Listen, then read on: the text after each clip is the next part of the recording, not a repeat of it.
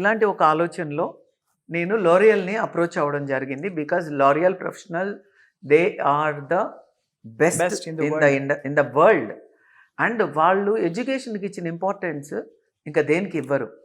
వాళ్ళకి first education, తర్వాత వ్యాపారం. సో వాళ్ళని నేను స్ట్రాంగ్గా బిలీవ్ చేస్తాను కాబట్టి వాళ్ళ హెల్ప్ తీసుకోవడం జరిగింది. That is when they told me everything. దీనిలో ప్రాఫిట్స్ చాలా తక్కువ ఉంటాయి, బట్ ఎడ్యుకేషన్ అనేది చాలా గొప్ప విషయము. ఆ మైండ్ సెట్ రావడమే నీకు చాలా గొప్ప విషయము.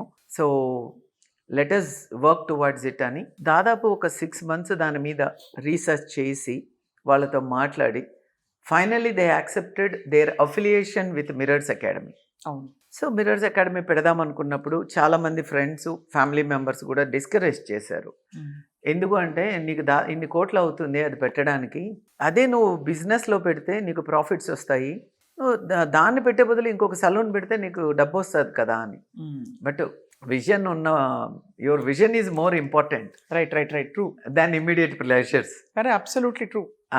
సో అందుకని నేనేం చేశానంటే లెట్ అస్ స్టార్ట్ అకాడమీ అని చెప్పి, అది డబ్బు వచ్చినా రాకపోయినా అన్నిటికన్నా విద్యాదానం గొప్పది, నెంబర్ 1.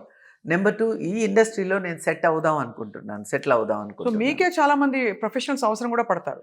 నాకు మ్యాన్ పవర్ని క్రియేట్ చేయడం అనేది చాలా చాలా ఇంపార్టెంట్ విషయం అవునవును అని చెప్పి ఇవన్నీ మైండ్లో పెట్టుకొని ధైర్యం చేసి నేను అకాడమీ పెట్టడం జరిగింది.